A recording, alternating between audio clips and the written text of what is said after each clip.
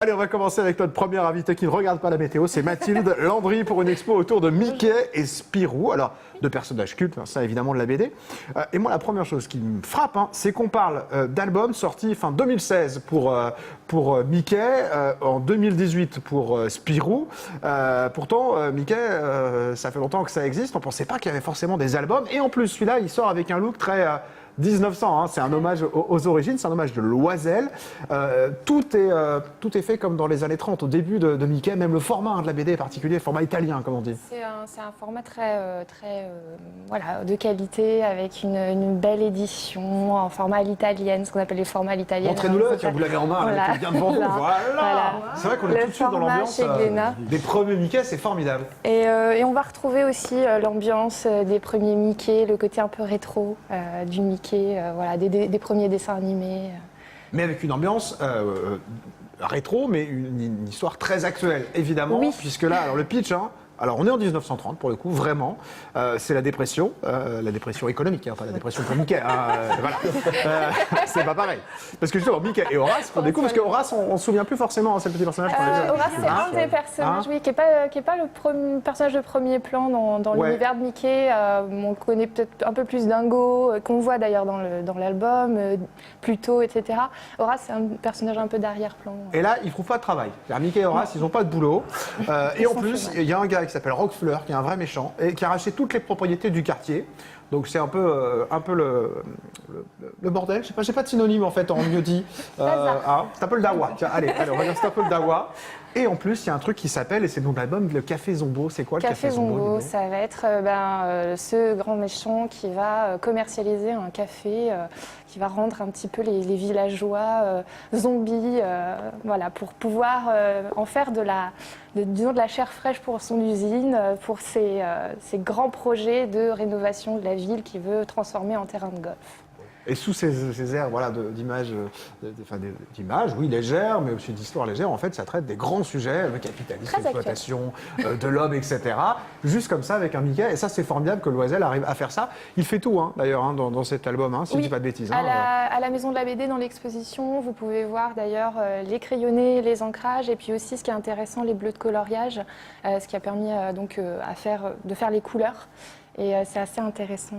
C'est bien, parce que l'idée, c'est bien parler de cette expo, parce que une fois qu'on a parlé de l'album, ce qui est sympa, c'est qu'on va découvrir tout ce qui se passe avant l'album grâce à cette expo, et surtout avec plein d'originaux, vous le disiez, c'est-à-dire les premières étapes.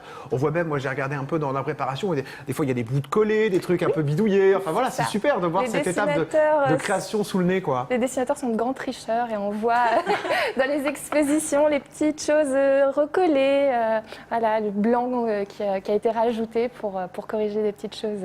Et c'est génial de pouvoir avoir tout ça. Ça, c'est vraiment top. Donc ça, c'est la partie Mickey. Et puis, on a Spirou, qui est également à l'honneur, évidemment. Alors, avec un concept qui existe depuis quelques temps pour Spirou, c'est-à-dire que c'est le Spirou vu par quelqu'un d'autre, en fait. Et là, vous nous avez demandé, pas vous, ils ont demandé aux artistes d'interpréter leur propre Spirou. C'est Lobo et Filippi, donc c'est ceux qui vont être présents dans cette exposition. Et eux, ils nous emmènent carrément dans l'espace. Vous nous pitchez un peu l'espace de ce Spirou dans l'espace? Oui, alors c'est une version de Spirou qui va peut-être dérouter un peu les puristes, mais on est un peu loin de la version de Franquin. Alors, il faut savoir que Spirou, c'est un personnage qui a traversé aussi le temps et qui a été repris par plein de dessinateurs différents, depuis Rob Vell au début. Et donc, cette version-là, c'est vraiment une version futuriste qui est assez proche de l'univers de Fabrice Lebeau. Certains connaissent la série Horologium, qui est une série assez de science-fiction. Et donc là, on est dans un Spirou du futur qui va être pris dans une sorte de machination intergalactique, etc. Alors, je dévoile pas l'histoire. Pas toute l'histoire, évidemment. Faut la découvrir. J'ai le pitch, j'adore ce beau pitch, j'adore. Est-ce que vous pouvez pitcher l'histoire? Je trouve qu'on a une classe incroyable quand on dit ça. Voilà. On a des petits bonheurs, on peut, quand on est débatteur télé. Bon, des belles pièces aussi là à découvrir sur la création. On en a une en plateau, par exemple. Est-ce que vous pouvez nous dire ce que c'est que cette pièce en plateau? C'est une planche? Alors ça, c'est des crayonnés qui ont été faits pour la préparation des planches. On a différentes choses dans l'exposition. On a des crayonnés, on a aussi beaucoup d'ancrages qui sont magnifiques puisqu'ils sont des grands formats par rapport à l'album qui est voilà, comme ça. Oui, je sais pas si on peut le...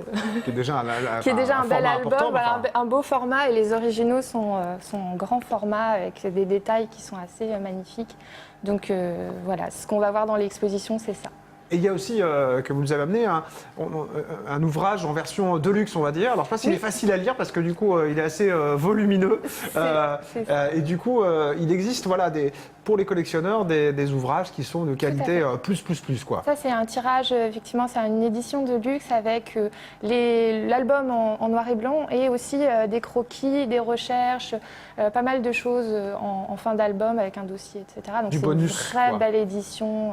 Par contre, on ne lit pas trop au lit à la maison, quoi, parce que là, sinon, c'est l'enfer. Faut bien le tenir. On se casse la figure, voilà, parce que c'est un ouvrage, il vaut mieux le poser sur la table, quoi, C'est pour ça. le coup. Bon, en tout cas, il y a de très belles choses. L'exposition Mickey et Spirou, c'est jusqu'au 1er septembre, hein, donc C'est ça ça, vient juste tout de l'été. commencer, donc on a le temps d'aller la voir, profitez-en. Gratuite. La maison de la BD à Blois. Juste un mot sur qu'est-ce qu'il y a d'autre à la maison de la BD à Blois. Alors, il y a plein de choses à la Maison de la BD. Alors, jusqu'à fin juin, on aura des rencontres, une rencontre avec Pierre Sange, une rencontre avec Étienne Lécroard aussi, qui est un grand de l'Oubapo, donc l'ouvroir de bande dessinée potentielle, hein, pour ceux qui connaissent un petit peu. Ça sera le 28 juin. Et puis, tout l'été, on va avoir des activités, des stages pour les enfants, les ados, autour du manga, du comics, plein de propositions. Et puis, on participe aussi à Partir en livre, qui est l'opération du CNL entre le 11 et le 21 juillet. Et donc là, on aura des activités pour les jeunes, les moins jeunes, sur la bande dessinée.